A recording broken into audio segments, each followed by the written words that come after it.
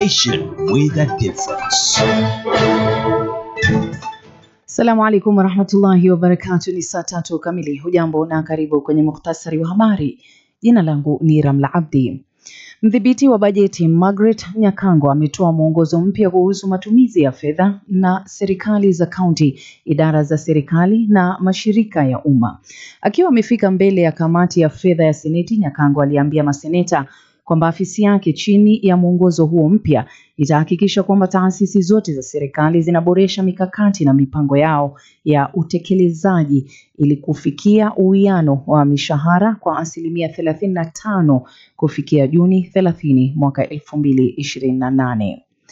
Kwenye rubaa za kimataifa ni kuwa Rais wa Marekani Donald Trump amesema atazidisha ushuru kwenye chuma na alumini, bidhaa zinazotoka Canada, kutoka 25% hadi 50%.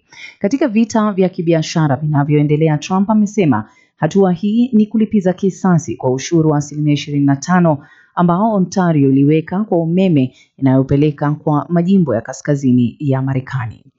Na Ukraine imelikaribisha pendekezo la Marekani la kusitisha mapigano kwa siku 30 katika vita na Urusi na kusema iko tayari kuchukua hatua kama hiyo, wakiamini pendekezo hilo ni chanya. Taarifa ya pamoja ya Kiev na maafisa wa Marekani baada ya mkutano uliofanyika mjini Jeddah, Saudi Arabia, ilisema Ukraine inaafikiana na mapendekezo hilo. Mwisho wa mukhtasari wa habari, mpenzi msikilizaji. Dakika nazo zikiwa ni 2 zimetoweka baada ya saa 3. Utaweza kupokea habari zaidi itimiapo saa 4 kamili. Jina langu ni Ramla Abdi. Sauma pole.